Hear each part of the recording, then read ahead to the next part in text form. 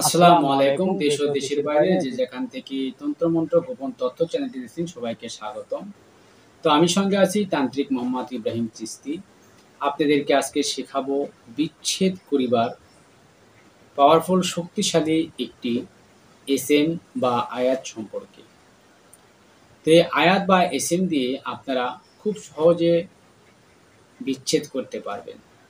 তো এটি বিচ্ছেদ করতে গেলে আপনাদের কি জিনিসের প্রয়োজন হবে সমস্ত কিছু উন্মুক্ত করে বলে দিব। তো তার আগে যে সকল দর্শক এই চ্যানেলে নতুন এখনও সাবস্ক্রাইব করেননি, চ্যানেলটি এখনই সাবস্ক্রাইব করে পাশে থাকা বেল আইকনটি অল বাজিয়ে দিন। ইতিমধ্যে যারা সাবস্ক্রাইব করেছেন তাদেরকে অসংখ্য ধন্যবাদ। তো আমি আপনাদের কাছে আশা করব আপনারা আমার বিদ্যা দিয়ে ভালো কাজে প্রয়োগ করবেন। অবশ্যই খারাপ কাজের জন্য খারাপ উদ্দেশ্যে আপনারা প্রয়োগ করবেন না। আর যারা আমার তন্ত্র মন্ত্র বিদ্যা দিয়ে কাজ করছেন, বুঝতে না পারলে স্ক্রিনে দেওয়া নাম্বারে ফোন করে আপনারা বুঝে নেবেন। আর যারা অ্যাকচুয়ালি তান্ত্রিকের কাজ করেন বা কুবরাজি কাজ করেন, তাদের যদি কোনো যন্ত্র বা নকশার প্রয়োজন হয় সরাসরি ভিডিও কলে ফোন দিয়ে পরিচয় দিয়ে বলবেন, আমি ইনশাল্লাহ দেওয়ার চেষ্টা করব। আর কিছু কিছু ভণ্ড প্রতারক আছেন, তাদের মতো হয়তো বলবেন না, এটা কখনোই বলবেন না। যদি আপনারা আমার আশ্রমে এসে থাকেন তাহলে বলবেন যে ভাই আপনার আশ্রমে আমি গিয়েছিলাম, আপনার সাথে সাক্ষাৎ করেছি, ভিডিও কল দেবেন, আমি দেখলেই চিনতে পারবো আপনি আমার আশ্রমে আসছিলেন কিনা বা আপনার পরিচিত কিনা। আর যদি আমার আশ্রমে আপনি আগে থেকেই না এসে থাকেন তাহলে সেটাও পরিচয় দেবেন। তাহলে আমি আপনাদের প্রতি মুগ্ধ হব, আপনাদেরকে ভালোবেসে আমি বিদ্যা দেব। যারা মিথ্যের আশ্রয় নেবেন তারা আমাকে কখনোই ফোন করবেন না।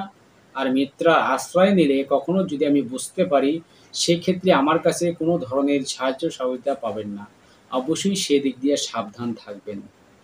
কেননা আজকে এক প্রতারক আমাকে বলছেন, গুরুজি আপনাকে ১,০০০ টাকা দিয়েছিলাম, আপনার আশ্রমে গেছিলাম, ভিডিও কল করছি, কিন্তু সে ভিডিও কল তুলছে না, অডিও কল করেন। কেন করেন? সে আমার এখানে আসেনি, আমি যেহেতু চিনতে পারবো তার কারণে প্রতারক মিথ্যার আশ্রয় নিয়েছিল। কারণ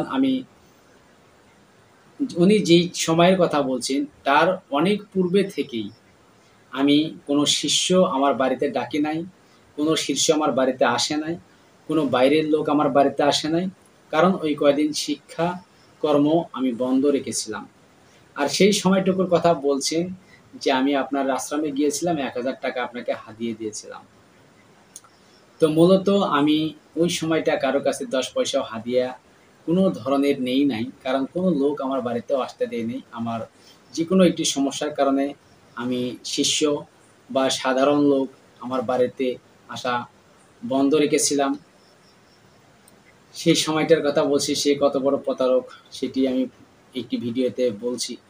তো এইরকম অনেক প্রতারক আছেন। তো ওইরকমভাবে আপনারা অবশ্যই আমি আপনাদের কাছে জোরহাত করে বলব যে আপনারা এরকম মিথ্যার আশ্রয় না নিয়ে সদাই সত্য কথা বলবেন, আমার কাছে সাহায্য সহায়তা পাবেন। তো যাই হোক, বেশি কথা না বাড়িয়ে আপনাদেরকে প্রথমে নিয়ে যাব হচ্ছে আয়াত বা এসএম এর দিকে, পরে নিয়মগুলো বলে দিচ্ছি। চলুন আগে স্ক্রিনে এসএম বা আয়াতটি দেখে আসি।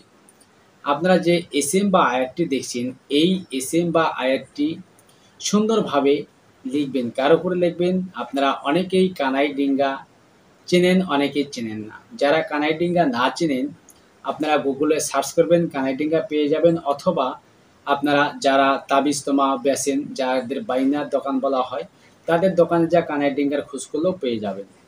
তো একটি কানাই ডিঙ্গা নেবেন। একটি কানাই ডিঙ্গা নিয়ে সেই কানাই ডিঙ্গাটি দুই মাথা থেকে মধ্যের অংশ বাদ দিয়ে দুই মাথা থেকে আপনারা কিছুটা করে কানাই ডিঙ্গা কেটে নেবেন। কেটে নিয়ে আপনারা দুই মাথার দুটার ভেতরেই আপনারা উক্ত আয়াতটি লিখবেন। লিখে নিচে যেখানে ফালান বিনতে ফালান লেখা আছে ওখানে কাঙ্ক্ষিত ব্যক্তির পিতামাতার নাম লিখবেন। লিখে দুটি, যেমন জোড়া কবর আছে, এখানে একটি জোড়া কবর, এখানে একটি পুঁতে দেবেন, আরেক জায়গায় যে আরেকটি জোড়া কবরের মাঝখানে পুঁতে দেবেন।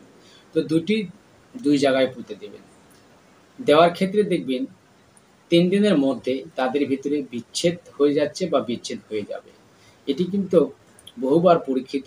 আপনারা এই কাজটি অবশ্য সঠিকভাবে সঠিক নিয়তে বৈধ কাজে ব্যবহার করুন। আবার হয়তো বলবেন যে গুরুজি বিচ্ছেদ আবার বৈধ কী করে হয়? হ্যাঁ, এই বিচ্ছেদে কিন্তু বৈধ আছে। যেমন হয়তো একটা ছেলে একটা হিন্দু পরিবারের বা একটি মেয়ে মুসলিম পরিবারের হতে পারে। তো এরকম ক্ষেত্রে যদি হয়, সেটির যদি আপনি বিচ্ছেদ করে দেন, এটি হচ্ছে বৈধ। কারণ ২ সম্প্রদায়ের ভিতরে সম্পর্ক না করাটাই ভালো। তো যার ধর্মের মান তার কাছে থাকবে। কারণ হিন্দু ধর্মের একটি মেয়ে যদি মুসলিম ধর্মে আসে, হয়তো তাদের ধর্মের মান-সম্মানের একটি বিষয় হবে এবং মুসলিম ধর্মেরও একটি মান-সম্মানের বিষয় হবে। তাই যার ধর্ম থেকে তার ধর্মটাই অনেক বড়, অনেক দামি। তাই আমি বলছি যার ধর্মের কাজ সম্মান রাখার্থে বা রাখার স্বার্থে আপনারা এইসব কাজ করতে পারবেন বা করবেন। এটি হচ্ছে প্রযোজ্য। অনেক ক্ষেত্রে দেখা যায় যে ছেলে একটি বিবাহ করছেন, দ্বিতীয় আরেকটি বিবাহ করছেন। করে তা আগের সংসারে অশান্তির সৃষ্টি হয়েছে। সেক্ষেত্রে ছোট যেই পরে বিয়ে করছেন তাকে আপনারা বিচ্ছেদ করে দেবেন। এটি আমার দৃষ্টিতে বৈধ। কারণ তো এসে আগের সংসারের আগুন জ্বালিয়েছে, তারা অশান্তি সৃষ্টি করছেন। তো এইসব যদি এরকম হয়ে থাকে সেটি আপনারা বিচ্ছেদ করতে পারবেন। তো আপনারা তারপরেও যদি আপনাদের বুঝতে অসুবিধা হয়, ফালান বিনতে ফালানের জায়গায় অনেক ধরনের অনেক কাজ থাকে। তো সেখানে কি করতে হবে, কিভাবে নাম লিখতে হবে, এসব কিছু বুঝতে হলে বা জানতে হলে অবশ্যই আপনারা WhatsApp নাম্বারে ফোন করে বুঝিয়ে নিবেন। নিয়ে আপনারা কাজ করবেন। ইনশাআল্লাহ কাজের সফলতা বা কামিয়াবি হতে পারবেন। তো আশা করি আমার কথাগুলো বুঝতে পারছেন। তো সবাই ভালো থাকবেন, সুস্থ থাকবেন। আল্লাহ হাফেজ।